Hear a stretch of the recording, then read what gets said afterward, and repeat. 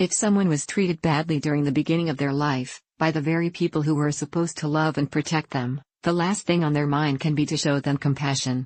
In fact, what they could think about is how they would like to get revenge for what was done to them. This could be very similar to how they used to be as a child, with them having the desire to get their own back for what was being done to them. The difference now, of course, is that they will be a lot bigger than they were. A defense. They could spend a lot of time thinking about what they could do to punish the people who punished them.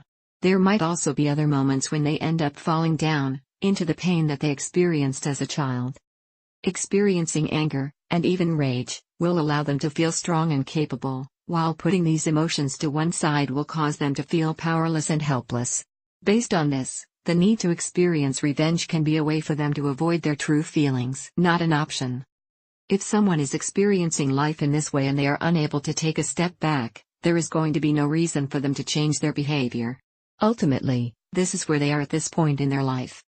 Another person could talk to them about how destructive this is and how they need to face their wounds, but it could fall on deaf ears. They might even end up telling this person that they don't know what they are talking about, along with acting aggressively towards them. Looking for a way out. However, if someone is aware of what is going on and can see that this is not getting them anywhere, they might look for a way to experience life differently. They will be aware that part of them wants to get revenge and that this same part is also full of fear and feels completely powerless. There might also still be times when they end up being fully absorbed in this part and lose the ability to see what is going on. But, even though this part will take over from time to time, it won't be enough to stop them from moving forward with their life. A balanced outlook. What this shows is that they have developed enough awareness to see how futile it is to get caught up in something that took place so many years ago. Not only is this having a negative effect on their well-being, it is also stopping them from creating a life that matches up with who they really are. In order for them to get to this point, they may have already worked through some of the pain that is within them.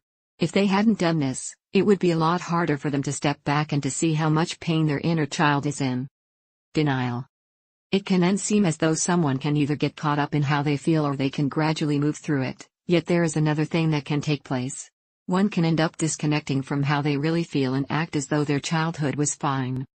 This could set them up to be a people pleaser, and to suffer from depression and anxiety, among other things. Intellectually, they will have one outlook, but their body will know exactly what took place. Protection.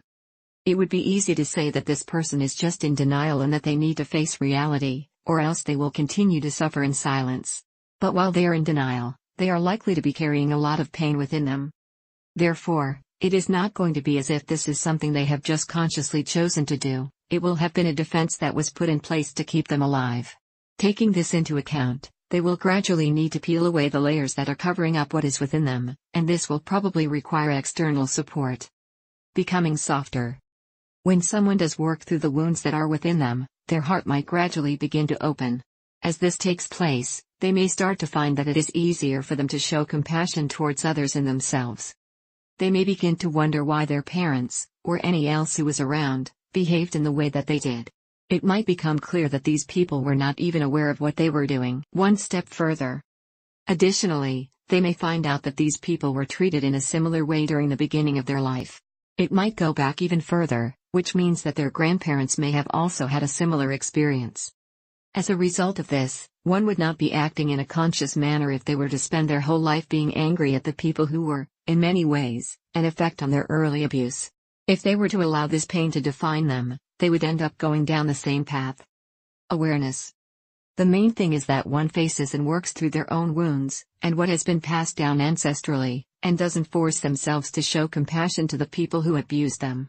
Compassion could be seen as a byproduct of doing this kind of work. When it comes to working through these wounds, the assistance of a therapist or a healer may be needed. Teacher, prolific writer, author, and coach, Oliver Jr. Cooper, hails from England. His insightful commentary and analysis covers all aspects of human transformation, including love, partnership, self-love, and inner awareness. With over 1,800 in-depth articles highlighting human psychology and behavior, Oliver offers hope along with his sound advice. Also, if you are interested in a guide that changed my life, please click link in description.